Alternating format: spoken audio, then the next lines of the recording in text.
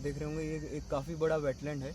तो आप ये जो हमारे जो साइप्रेसी, जिसे हम वैज्ञानिक तौर पे साइप्रेसी कहते हैं, और इसका जो अंग्रेज़ी में कॉमन नेम सेजेस या सेज कहते हैं, और इसको जनरल हिंदी टर्म में हम लोग मोथा कह देते हैं। तो ये हमारे लिए मतलब इन जनरल हम लोग ऐसा मानते हैं कि इसकी कोई वैल्यू नहीं है। हालांकि हमारे जो पूर्वज थे या हमारे जो एंसेस्टर थे, उनके टाइम में इनका काफ़ी मेडिसिनल यूज़ था। मेडिसिनल यूज़ के बजाय अलावा इसमें काफ़ी इनका इकोलॉजिकल और एनवायरमेंटल रोल भी बहुत इम्पोर्टेंट है। तो आप देखेंगे हमने अभी करीबन 20 दिन की टेढ़ी यात्रा हम कर चुके हैं, बहराइच से लेके अभी गोंडा तक करीबन आधा जो हम टेढ़ी को कवर कर चुके हैं।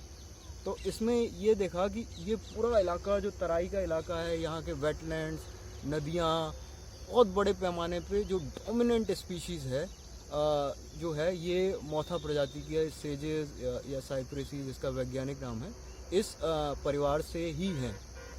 और यहाँ पे बहुत ज़बरदस्त इस साइप्रेसी परिवार की जो है डाइवर्सिटी जो है, इसकी डाइवर्सिटी बहुत ज़्यादा है। तो आप ये जो साइप्रेसी परिवार के जो भी पौधे हैं, ये वेटलैंड्स का एक इंटीग्रल पार्ट है। हालांकि साइप्रेसी हर जगह, हर क्लाइमेट में, हर इकोसिस्टम में होते हैं, पर जो वेटलैंड्स में इनका डाइवर्सिटी और इनकी तादाद और इनकी डेंसिटी बहुत ज़्यादा होती है। तो आप ये देखेंगे जी, ये जो वेटलैंड्स हैं इसमें साइप्रेसी, जो हमारा जितना बड़ा इलाका है, हिमालय इतना बड़ा पहाड़ है, इसके नीचे ये तराई वाला इलाका है। तराई मतलब जो भी पानी बहुत तेज़ी से बरसात में जो बह के आता है, वो यहाँ पे एक बार इसके थ्रू होके जाता है, इस तराई वाले इलाके के। तो यहाँ पे आप देखेंगे बहुत बड़े पैमाने पे ये जो मोथा प्रजाति के पौधे हैं। तो इनका जो काम बेसिकली है पानी को फिल्टर करना, उसके पॉल्यूशन को कम करना, और जो आपकी जो सॉइल इरोजन है उसको कम करना।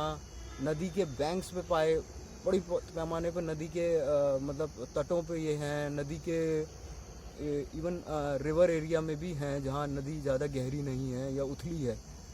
तो इनका बहुत बड़ा रोल है।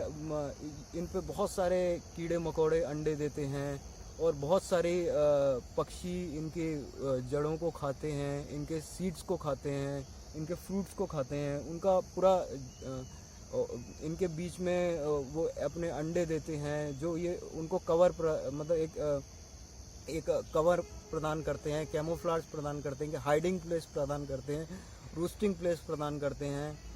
बेसिकली जो वेटलैंड्स की बर्ड हैं या हमारी जो वेटलैंड इकोसिस्टम की जो बर्ड्स हैं, इंसेक्ट्स हैं, और damsel flies, dragon flies, Odonata बड़े पैमाने पे इसी में पलते हैं, रहते हैं, और बहुत बड़ा वाटर प्योरिफिकेशन में इनका रोल है।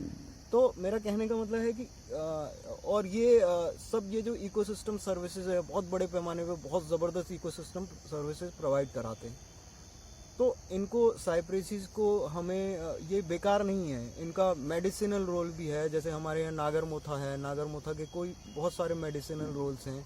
हमारे पुराने टाइम में उसका यूज़ भी बहुत होता था।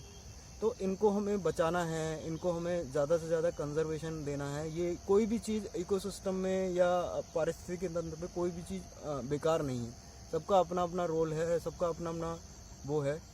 तो इनको सबको बचाना है, और इनको हमें हमारे जो आने वाले भविष्य है, बच्चे हैं, उनको हमें देना है। बहुत सारे पौधे हैं जो इनके बीच में ही पलते हैं, वो उनको भी सपोर्ट प्रदान करते हैं। तो और सबसे बड़ी चीज़ है, सॉइल इरोजन को रोकते हैं। तो ये एक बहुत बड़ा चीज़ है, तो इसीलिए इनको बचाना बहुत ज़रूरी है।